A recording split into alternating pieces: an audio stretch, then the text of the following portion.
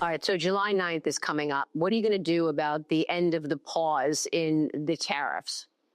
It's so simple. We're sending letters out. I'd rather do it now. My guys, hey, I have great guys, Scott, Howard, other people, Jameson. They're talking to all these countries. We made a deal pretty much with India. We made a deal with China. We made a deal with UK, great people. We made deals. But I'd rather just send them a letter, a very fair letter, saying, congratulations, we're going to allow you to trade in the United States of America. You're going to pay a 25% tariff or 20% or 40 or 50%. I would rather do that. So when I we're not trying to extend the pause? I don't think I'll need to because I could. There's no big deal. It's like TikTok. I'm extending that, but no big deal. We have a buyer for TikTok, by the way. I think I'll need probably China approval. And I think President Xi will probably do it. Who's the buyer? I'll tell you in about 2 weeks. A big technology company there. Very, very wealthy people. It's a group of very wealthy people. But what I want to do is, and what I will do just sometime prior to the 9th is we'll send a letter to all these countries. There's 200 countries. You can't talk to all of them, no matter how many people you have. You can't talk to all of them. We'll send a letter and we'll say we would consider it a great honor, and this is what you'll have to do to shop in the United States. We're like a department store to shop in the United States, and you'll pay a 25% tariff, and we wish you a lot of luck. And that's the end of the trade deal, because we have something that nobody has. But if I didn't get elected, I'm telling you, we wouldn't have had a country left. You know that better than anybody. Nobody covers it better than you. If I didn't turn this thing around, this big ship around, we turned it around. Just like those ships coming out of China, they were coming and loaded, and in the middle of the ocean, they were forced to go back because at 145% tariff, Walmart, nobody wanted their product. And that caused a big problem for China. And then I helped China. So by reducing it. We still don't know. We don't have the clarity on what you're going to do with these expiration of these pauses. July 9th? No, I thought I just said it. with China. No, I thought I just said it. You ready? You're going to send letters. I'm going to send letters. That's the end of the trade deal. I could send one to Japan. Dear Mr. Japan, here's the story. You're going to pay a 25% tariff on your cars. So we give Japan no cars. They won't take our cars, right? And yet we take millions and millions of their cars into the United States. It's not fair. And I explain that to Japan, and they understand it. And we have a big deficit with Japan, and they understand that too. Now, we have oil. They could take a lot of oil. They could take a lot of other things. But basically, and I'm for doing it right now, we send letters out to all of the countries explaining to them, we'll look at the deficit we have or whatever it is with the country. We'll look at how a country treats us. Are they good? Are they not so good? Some countries, we don't care. We'll just send a high number out. But we're going to be sending letters out starting pretty soon.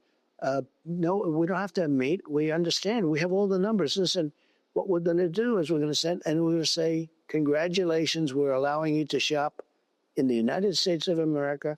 You're going to pay a 25% tariff or a 35% or a 50% or 10%. I'll tell you what the U.S. automakers are worried about. They don't want Japan and Korea to have a lower tariff if you do a deal with them than the U.S. automakers are paying. Well, the U.S. automakers are going to be so busy selling cars in the U.S., they're not going to even have to worry about it. But that won't happen because I set a tariff. Let's say I take a certain country and I set a tariff at 25 and they're charging 35 or 40. I'll raise the tariff to 35 or 40.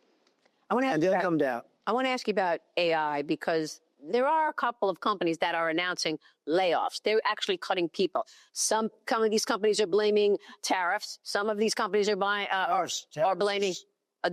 a consumer slowdown, and other people are blaming AI. Okay, you've got Procter & Gamble. Tariffs is what's bringing the companies in. We have auto companies building plants where they wouldn't have built here in 100 years. We have more investment in the United States right now than we've ever had before. Think of it. Yeah, we're up to almost $15 trillion. Look at this guy from last year. What kind of numbers they were to people leaving. They weren't coming in. Now they're coming in. Like you've said, you brought wealth back to America. Wealth and spirit back. We have spirit. People respect our country again. It's very important. I'm a cheerleader also for the country, aside from everything else, like you are.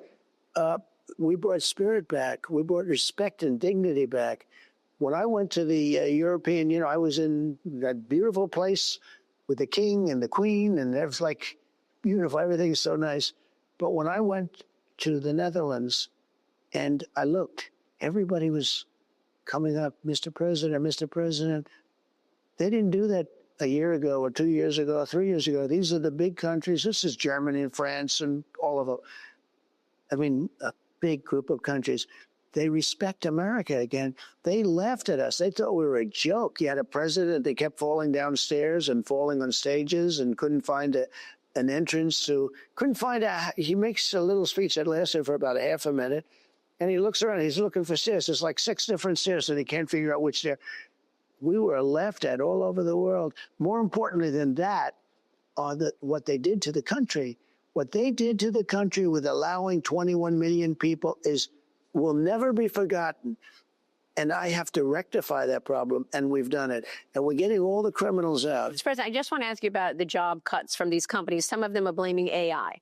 And one CEO told me that AI, artificial intelligence, allows engineers to be at least 25% more productive. It's helpful in contract management. It's helpful in repetitive jobs. It's helpful in data. What can you do to offset the job cuts that will no doubt come as a result of AI efficiency? One thing, very simple, bring more companies and more jobs. You know, the truth is we don't have enough people to take care of these jobs. So it's like perfect timing. We don't have enough people. You know, my biggest problem is they're coming in and they have to hire thousands and thousands of workers. This is perfect timing. We don't have enough people. If AI is so good, which I hear it is, and there's a lot of money being bet by very smart people, I'll tell you, we are dominating AI. That's the other thing.